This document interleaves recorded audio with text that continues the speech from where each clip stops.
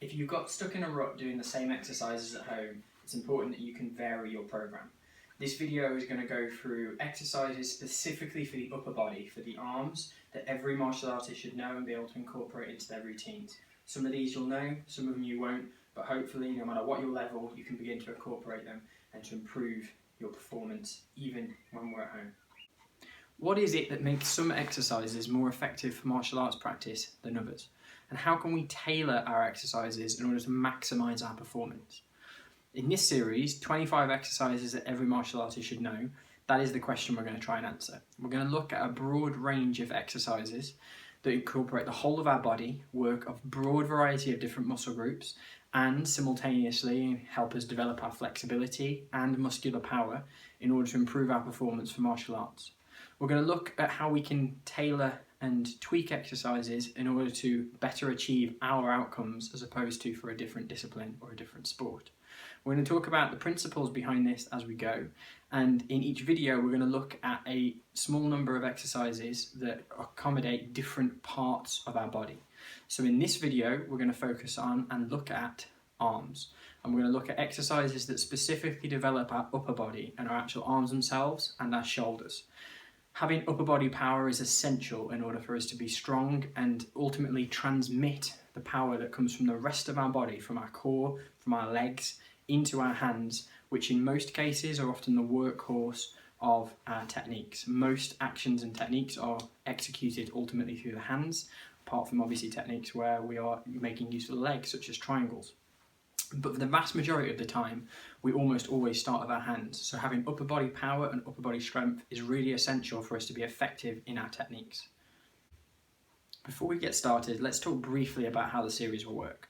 So the idea is that we will go through a set number of exercises in each video.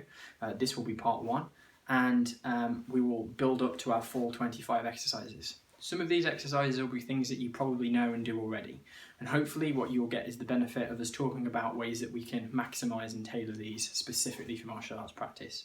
But hopefully there will be plenty of exercises that you might not have encountered or might have even forgotten about. And the intention then is that rather than incorporating every single one of these exercises like into one full workout, since we are all trying desperately hard to improve our workouts and our performance on the exercises we can do at home, hopefully you can select for yourself the exercises that are most appropriately tailored to the difficulty level that you are trying to work towards, your own particular goals, and incorporate them into the workouts that you already do. So hopefully every video will contain at least 2 or 3 techniques that everybody can use and everyone can benefit from, and that you can then go on to incorporate in your own practice. This video is going to focus on upper body and arms, so without further ado, we're going to look at 5 exercises in this video that specifically work our upper body. We're going to look at variations of them though, so you will have more than 5, but it's only going to count as 5 out of our full 25 that we're going to incorporate. So without further ado, let's get into our first exercise. So, first exercise we're going to look at is press-ups. Now you might think, well, I know how to do press-ups. Of course you do. But what we're going to do is tailor this specifically to how we maximise this for martial arts. Now the first thing to understand is press-up is a gift that keeps on giving. As much as you have a standard press-up, there are so many varieties that can activate different muscle groups and that can create a broad amount of variety in your workouts. So it's important that you have a repertoire of these, not simply one. We're going to look at, throughout the rest of the video, a variety that we can incorporate and look at again how we can maximise their effectiveness. Now, before we get into that, you need to understand the key idea behind what's going to make these exercises more effective for us as martial artists, and it has to do with tension. It's really important that when we use muscular strength as martial artists, we almost never do it in a relaxed state. Why? Well, that's really simple. When you're in a conflict or a confrontation with your opponent or partner, they're almost certainly not going to be in a relaxed state. So that means that almost all muscular actions that we have to do and complete in martial arts are quite often done and executed under some state of dynamic tension. As much as we practice doing techniques in a relaxed state, the actual execution of them is nearly always against some form of active resistance. And if it's not, that's the exception, not the rule. You're almost certainly going to encounter opponents that are going to offer resistance at the vast majority of the time. So it's important that in our exercises that we accommodate for this resistance. So it is essential that for good exercises for martial arts that we incorporate within our repertoire of supplementary exercises isometric exercises. What is an isometric exercise? An isometric exercise is one in which there is basically no movement, or at least in a particular phase of the action there is no movement, as opposed to an isotonic exercise. So for example, a bicep curl would be an isotonic exercise, but an isometric exercise, for example, would be a fly where I hold my arms out in a fixed position. So I'm using dynamic holds at different positions in order to increase that sort of tension at a particular point or a particular movement. Now there are some downsides to isometric exercises. One being that they generally improve performance for the position that you happen to be in at that particular moment. And so it's important that we have a broad variety to develop and strengthen different parts of our body. So one thing that we're going to favour is we're going to favour exercises that include an isometric component. Let's have a look at how we can incorporate this first with the most simple press-up of all, a standard press-up. So the details about a standard press-up most of you will be familiar with. However, some key points I want to stress. First of all, we have, even within the standard press-up, we have several varieties. So what we're going to preference is we're going to preference having our arms directly underneath our shoulders, fingers forward, elbows in. We're going to make sure that our head and spine alignment is up and forward as opposed to head down towards the floor. So we're going to make sure feet are together, not feet wide. Obviously widening the feet distributes your weight over a broader area and therefore makes the exercise easier. So if you're doing it press-ups for the first time and you're going beyond kneeling press-ups, then it's a good idea to widen your base. But ideally you want your feet together and your spine aligned. So we are looking for this basic position, and then from here we come down, chest to the floor, and then straight back up. Okay. One initial thing to be aware of is obviously you can vary the speed of that. The slower it is, the more difficult it's going to be. Okay. So how can we incorporate this and sort of maximise its effectiveness? Well, we're going to keep this simple to start with.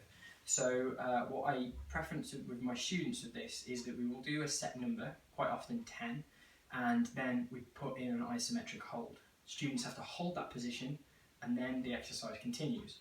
So I'm going to give a demonstration of this, and I'm going to do 10 reps for each of the exercises. So you can do this along at home and then incorporate this into your routines if you wish. So we make sure we have correct form first, and then we begin. So 1, 2, 3, 4, 5, 6, 7, 8, 9, 10. So we hold an inch off the floor. It's important we keep looking forward and maintain our spine in a straight line during this, and that we maintain the hold. So this is the isometric component. Then from here, after we've done about 10 seconds in the hold, we then push back up and continue. 3, 4, 5, 6, 7, 8, 9. And then we hold again, the second time.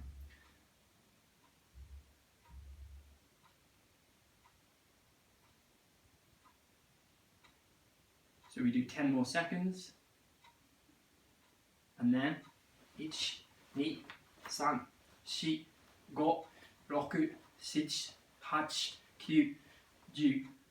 And we do a final hold for 10 more seconds.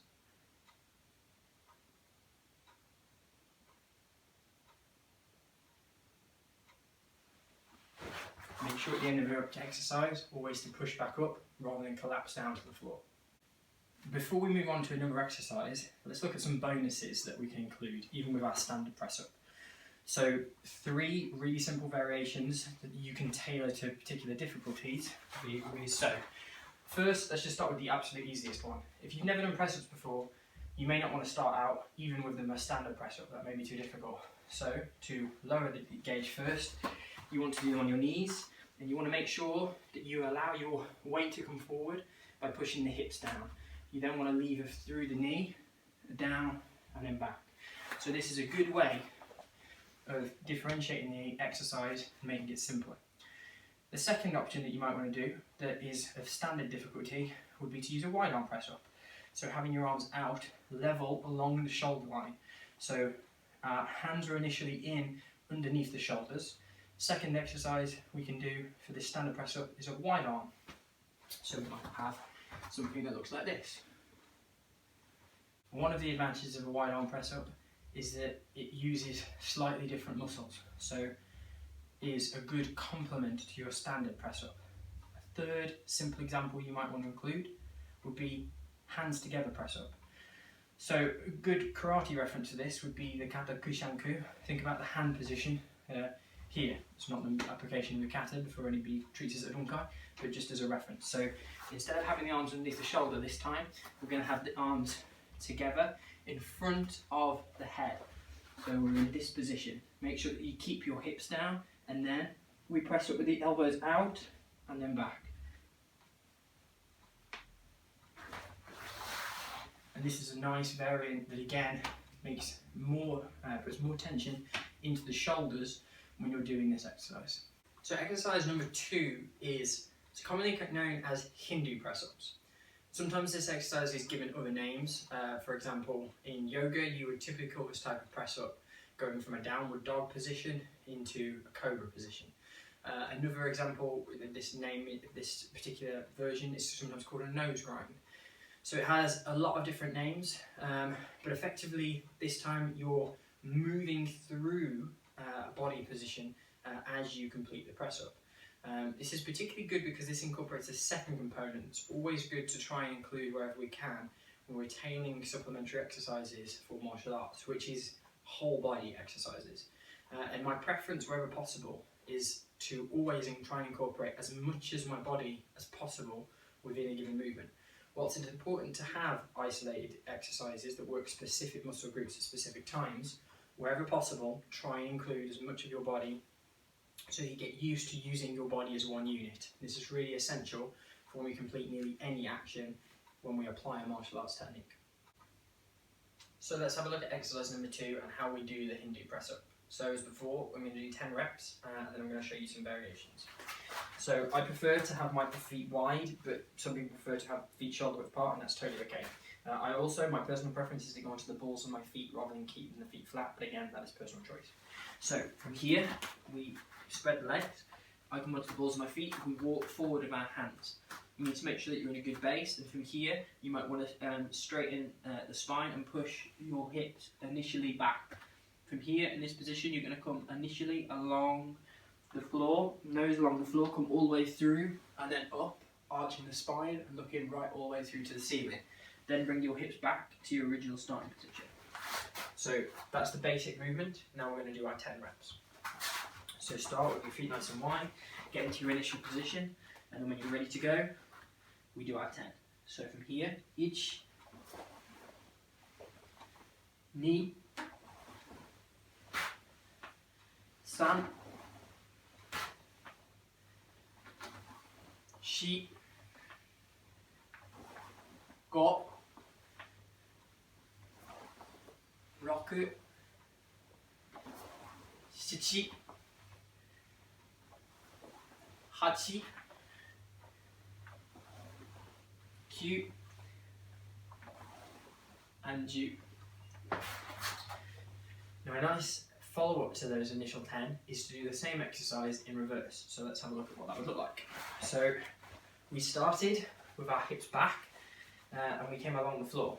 So this time, from here, our first action, instead of bringing our nose to the floor, is to bring our hips to the floor, and then we come back, pushing back all the way up, and then hips down.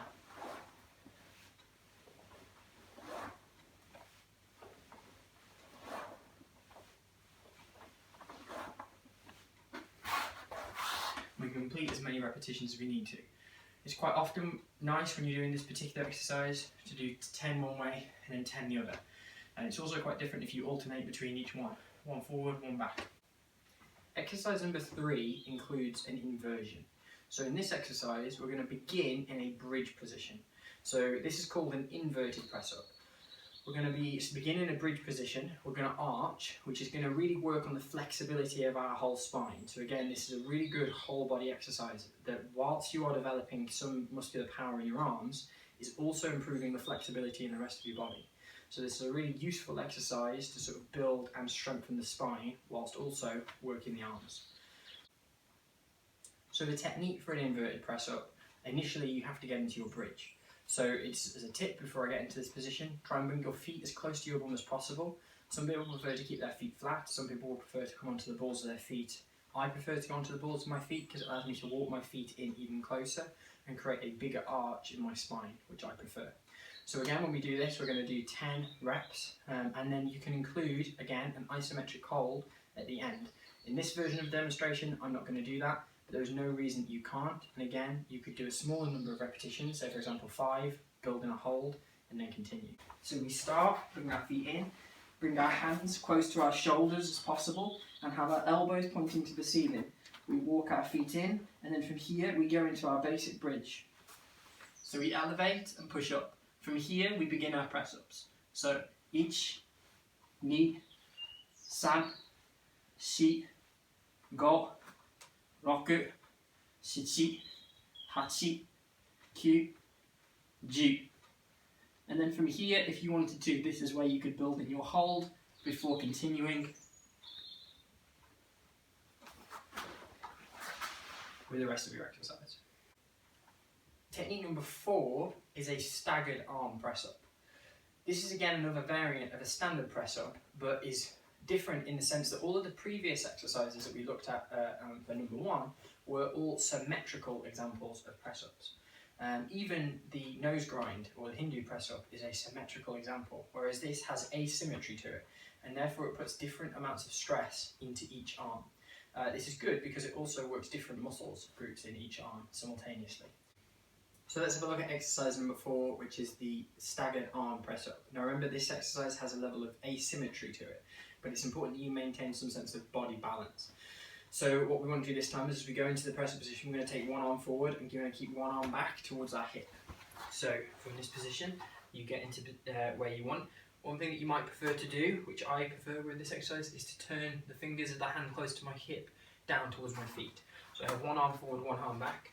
I place my other foot firmly into the floor and then bring my other leg over the top and rest it on the back of my heel. So this is my starting position, and as before, we're going to do our 10. So ich, ni, san, shi, go, roku, shichi, hachi, kyu, ju. And then as before, we can build in our isometric hold at this position for as long as we wish, and then continue in the typical way. Then we change sides. So exactly the same. We're going to have one arm back, one arm forward, plant our foot into the floor, bring our opposite leg onto the heel, and then we do 10. Ich, ni, san, shi, go, roku, shichi, hachi, kyu, and ju. And then again, we can build in our isometric hold for as long as we wish, and then continue. One thing that you can do to differentiate this exercise is play around with the precise positioning of your arms. What that will allow you to do is to almost manually control the amount of weight that you're applying onto each arm. Obviously the biggest extent of this would be if you tried to take one arm away. You'd then be doing a one arm press up, which you could either do in the outer position or with the hand that's closest to you. So think about how much pressure you're putting through each arm. The benefit of an asymmetrical press up is that you can moderate that control in order to either increase or decrease the amount of stress that each arm is being put under. Okay, so exercise 5 is Phoenix press ups. What is a Phoenix press up? Well, the Phoenix press up is basically a vertical press up. It's a press up that you usually do against like a wall for support. Effectively, you're in a handstand position, and the difficulty with this time is that because you're in a handstand position, your entire body weight is going through the line of your arms. So this is very much a muscular strength exercise, and so it's a really important one for developing specifically muscular power. It's important that when you do this, you make sure that you do it in a safe space. So you can do this against, obviously a wall is preferable. You can do it against the door, but do make sure that nobody's going to walk through that door. Okay, so I'm going to demonstrate it and then talk about how you can incorporate this into a routine.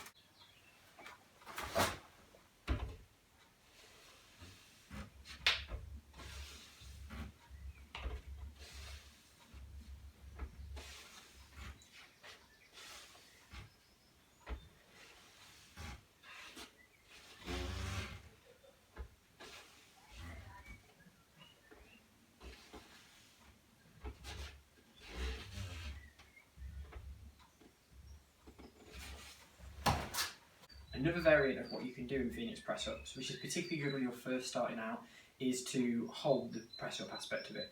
Initially, just go into a hold position and hold that for a set period of time before relaxing down. There are other exercises you can do with your legs whilst you're in that position as well. And another idea is that you can increase the difficulty by, instead of holding with locked arms, hold halfway down. So an example would look like this.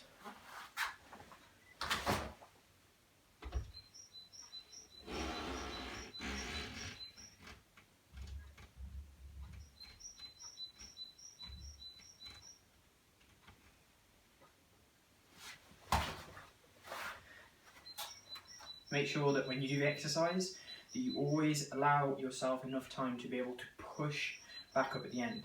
The idea is that you're trying to hold the isometric position, and then you want to always be able to push back out. There's no point dropping so low that you can't then push back to your original starting position. Although when you first start out, that might be a more realistic way of doing it. So an example of that is this time, what I'm going to do is I'm going to go into the hold position. I'm going to go all the way down, head to the floor, which would be like the perfect, the ideal, if we could ever aim to do that. And then I'm going to dismount, for want of a better word, rather than pushing back up. So that might look like this.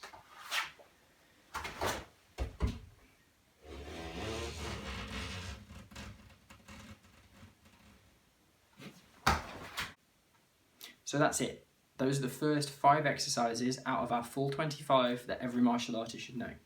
In our next video, we're going to look at exercises that specifically work your core, and we're going to build those into our, hopefully into our regular routines. If you like and enjoyed this video, guys, please put a comment down below. It'd be great to hear from you, to see that you're all doing well. Don't forget that you can subscribe to get more videos like this, and you can see our whole back catalogue of videos that we've already done on our channel. Hopefully that will give you something that you can watch during your isolation, and they're all completely there, available for you to look at any point. So please, as always, like, subscribe, send us a comment. It will be great to hear from you, and if you've got any questions, don't hesitate to ask. I look forward to seeing you in the next video.